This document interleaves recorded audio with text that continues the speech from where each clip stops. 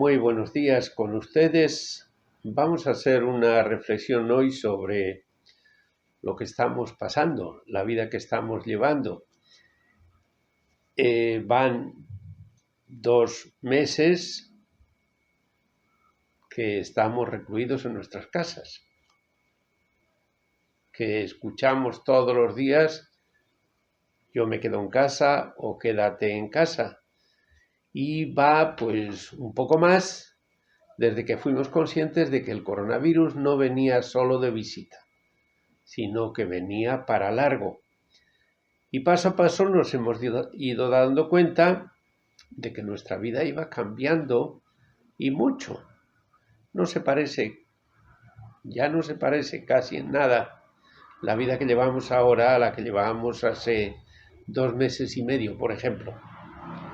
Y es importante no dejarnos llevar por la indiferencia, sino no dejar pasar el tiempo sin más, y más bien reflexionar, pensar y sacar consecuencias para ahora y para adelante. Por eso en esta breve charla yo quiero tocar 3 puntos. 1, la situación que estamos viviendo. 2, un llamado a la responsabilidad. Y 3, lo que significa para nosotros la solidaridad. Voy a ver si logro hacerlo breve. Primer punto, la situación que estamos viviendo. Muchos pensaban o pensábamos que el domingo pasado, Día de la Madre, volvíamos ya a la normalidad, que íbamos el lunes a poder salir tranquilamente y hacer nuestra vida. Y no fue así. Escuchamos que el señor presidente decretó 2 semanas más de aislamiento en nuestras propias casas. No pretendo tener toda la verdad, no me he comunicado con el señor presidente ni con el presidente del Consejo de Ministros, pero yo pienso que hubo 2 cosas, 2 datos que pesaron fundamentalmente para tomar esa decisión. Uno, el número de contagios que seguimos teniendo, que es muy elevado. Hoy se nos ha dado el dato que tenemos más de 70.000 afectados por el coronavirus y ya más de 2.000 los fallecidos. Es un dato muy elevado para América Latina. Entonces, es un hecho de que debemos ser conscientes que entre las causas de ese elevado número de contagiados y de muertos está pues la manera como nosotros estamos llevando el distanciamiento necesario. Es decir, el hecho de que no estamos cumpliendo con eso que se requiere para evitar el contagio, sobre todo en calles y mercados. Hemos de reconocerlo. Hemos seguido dando ejemplo en algo que es muy nuestro, muy peruano, la informalidad. Es decir, el que cada uno hace lo que cree y quiere en cada momento. Y por desgracia, eso hoy, especialmente para el coronavirus, no sirve, no vale. Volveremos sobre este punto más adelante. Tenemos el hecho de que se acaba de clausurar el mercado de Ciudad de Dios. ¿Por qué? Porque fue reconocido como un foco de contagio y foco importante. Tenemos que la otra razón que suponemos pesó en esa decisión del gobierno son las malas o pésimas condiciones que presenta nuestro sistema de salud. Aquí mismo en Lima, para cosas elementales como puede ser hacer una prueba en casos que se sabe que hay síntomas claros de estar contagiado eso, es muy difícil lograr que te hagan una prueba, y otros servicios básicos elementales también resultan difíciles en Lima, donde está centralizado todo. Desde el interior del país los reclamos han sido muy fuertes. Por mencionar 2 que todos conocen, Lambayeque y Loreto, nos han hecho un reclamo muy duro, muy fuerte, que han tensionado al país y que todavía no se soluciona el problema. Creemos que esas dos cosas han pesado mucho en la decisión de alargar 2 semanas.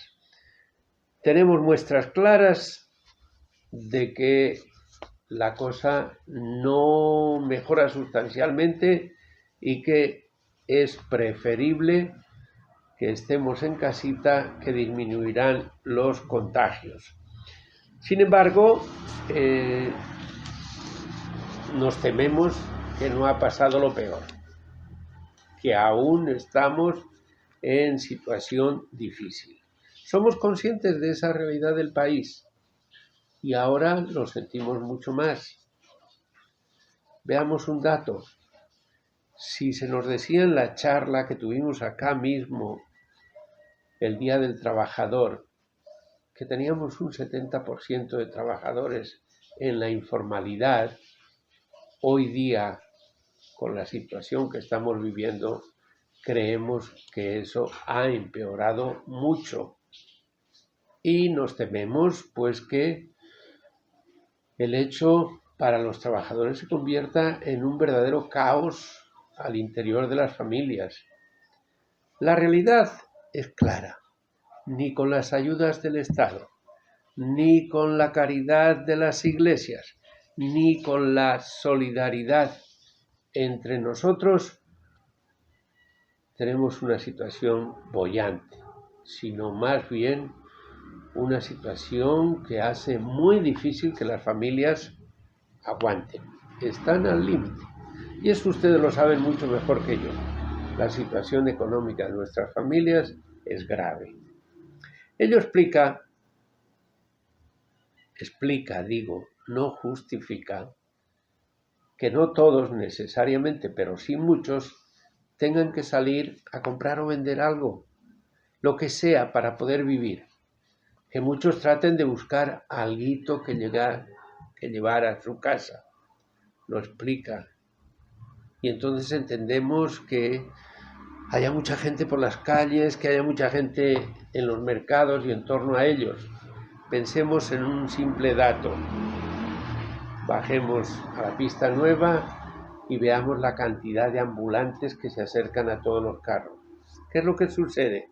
Están ahí todos los ambulantes actuales, los que estaban ya antes como ambulantes, más todos los venezolanos que trabajaban en otros trabajos y se han quedado en la calle y ahora son ambulantes, más muchos peruanos que también están en la calle y han vuelto a ser ambulantes o se han constituido en ambulantes. Es decir, casi diríamos que se ha multiplicado o triplicado el número de ambulantes. Si vamos al mercado Girasol, bien conocido por nosotros, pues nos encontramos con algo muy parecido. Es decir, tenemos que ser conscientes de que la situación en la que estamos viviendo es una situación límite. Y eso dificulta enormemente el afrontar el coronavirus. Hay una frase que la escuchamos de vez en cuando y que nos asusta escucharlo. ¿Qué es mejor? ¿Morir de coronavirus o morir de hambre? Nos golpea escuchar esa frase porque significa que la gente ya piensa que la vida vale muy poco. Un segundo punto que quiero tratar es el llamado a la responsabilidad. Aun aceptando que la situación es difícil, es complicada, es crítica, tenemos que tener claro que el objetivo primero en este momento es salir adelante, vencer al coronavirus, y que vamos a salir mucho mejor y más fácilmente si lo hacemos unidos y organizadamente que si lo hacemos individualmente cada uno. La consigna esa de sálvese quien pueda solo servirá para que se salven unos pocos y se condenen la mayoría. Y si antes era claro que el pez grande se comía al chico, hoy día no es claro quién es el pez grande y quién es el chico. El coronavirus no respeta ni a grandes ni a chicos. Y por lo tanto, con el sálvese quien pueda, saldrá adelante una pequeña minoría y no sabemos quién es, y se condenará la mayoría. Racionalmente y por sentido común, no queda otra que ser responsables. Tenemos que ser responsables en esta situación. Y eso significa varias cosas. Una primera, superar la idea de que la informalidad, el hacer lo que nos conviene o apetece o nos viene en gana, es bueno y ayuda. Eso no lo era antes y ahora mucho menos. No es la mejor solución. No lo es. Una segunda cosa es respetar lo más posible las normas del aislamiento, tanto en los barrios como en la calle si salimos, como en los mercados. Lo otro lleva a aumentar las posibilidades de contagio. Así de sencillo. Si no somos responsables cumpliendo estas normas elementales, aumentamos las posibilidades de contagio. Y un tercer punto, no solo debe importarnos nuestra salud, sino la de nuestras familias y la de todos los demás. Un contagiado necesariamente pone en peligro la salud y la vida de los demás. Y es responsabilidad nuestra evitarlo. Evitar que haya un contagiado más. Esa responsabilidad debe afectarnos a todos, no solo a unos pocos, a unos sí y a otros no, a todos. Responsabilidad primero en los servidores públicos. Afortunadamente creemos que son los que están dando mejor ejemplo. Sobre todo el personal sanitario. Lo elogiamos, lo repetimos y estamos apoyándolos a como dé lugar, porque se juegan la vida por nosotros, día a día, pero también todos los otros servidores públicos. No siempre, por eso decimos responsabilidad en ellos. Hay veces, esta semana misma lo hemos comprobado acá, Juan y yo, estamos 1, 2, 3, 4, 5 veces llamando a un teléfono público donde debería haber un responsable para informar y ese teléfono suena y nadie lo coge. Y así podríamos poner otros ejemplos. Los que están al servicio del público en esta situación límite deben estar con mucha mayor responsabilidad que antes. Eso es importante.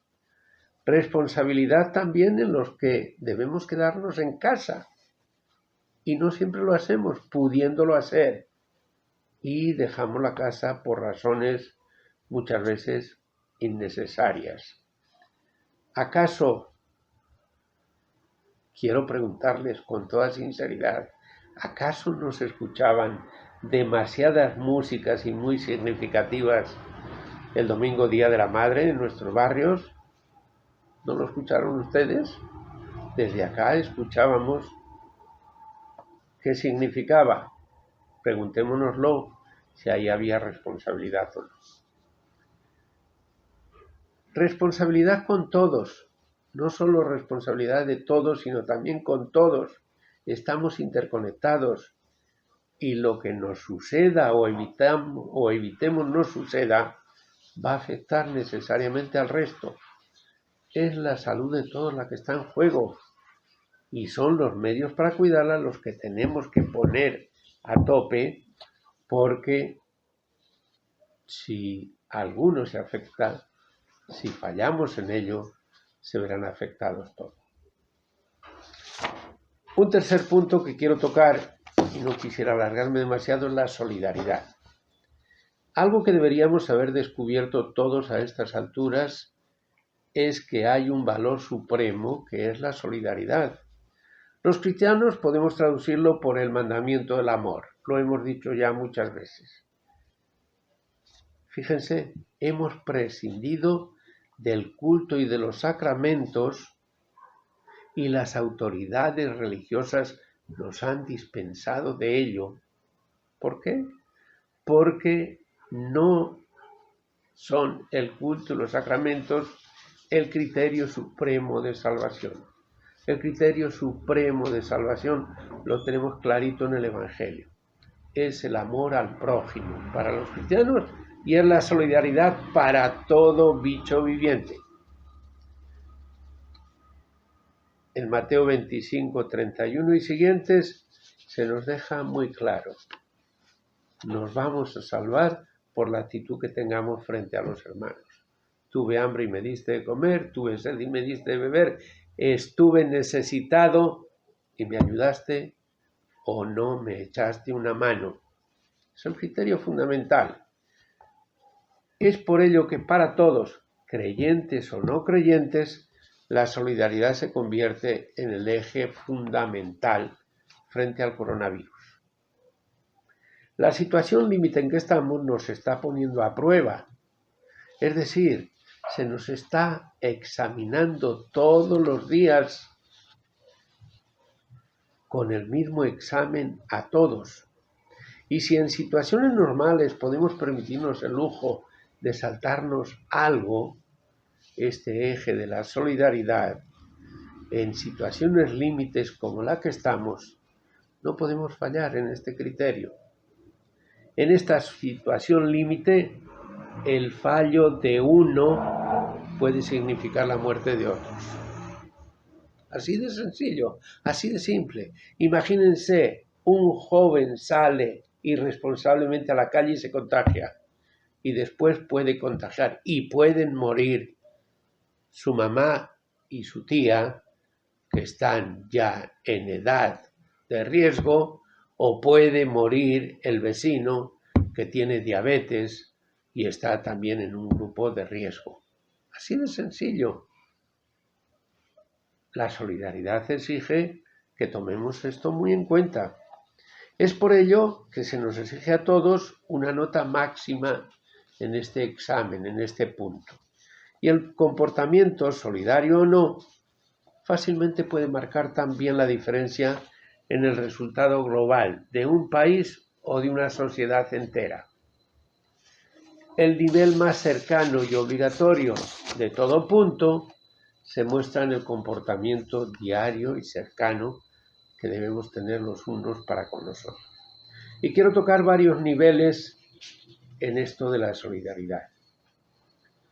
Un primer nivel, la solidaridad de los pobres con los más pobres. Por eso hemos hecho repetidamente y seguimos haciendo el llamado a compartir con los que menos tienen. Sí, nosotros que somos pobres, nosotros que estamos necesitados, como cristianos, no tenemos excusa. Era el signo central de las primeras comunidades cristianas. Tenían un solo corazón y una sola alma. No había entre ellos necesitados. Recuerden el ejemplo de Jesús cuando puso lo del óbolo de la viuda. Muchos ricos habían dado mucho en el templo. Él dijo, la que más ha dado, esa viuda, que dio parte de lo que tenía ese día para comer, lo que ella necesitaba.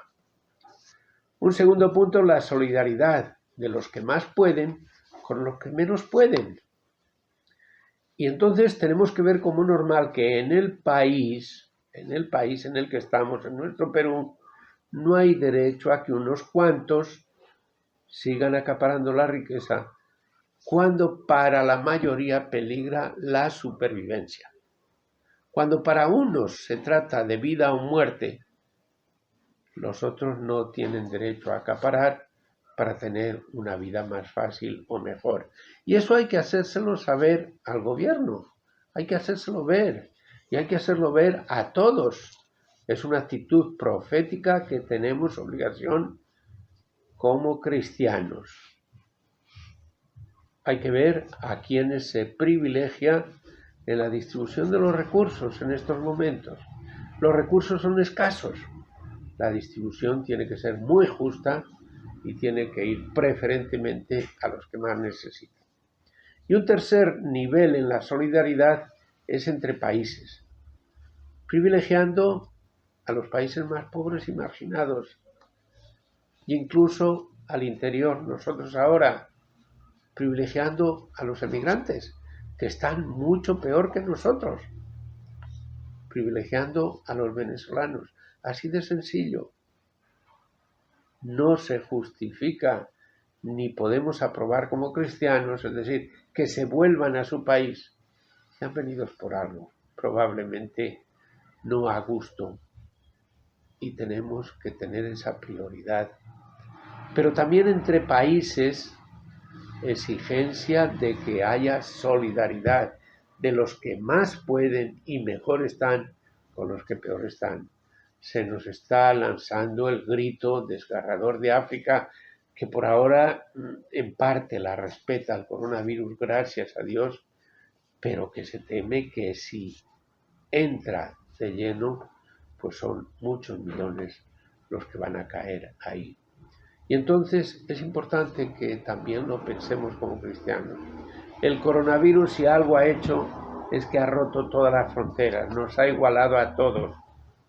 No ha distinguido entre países ricos, países pobres, a unos más, a otros menos. Nos ha igualado a todos y ahí entonces tenemos la obligación de la solidaridad. Con estas tres cosas breves quisiera ayudar a la reflexión en esta semana. Esperemos que sea la penúltima en la que estemos encerrados en nuestras casas, pero que de todas formas nos va a exigir seguir pensando, seguir reflexionando y seguir actuando con responsabilidad y solidaridad.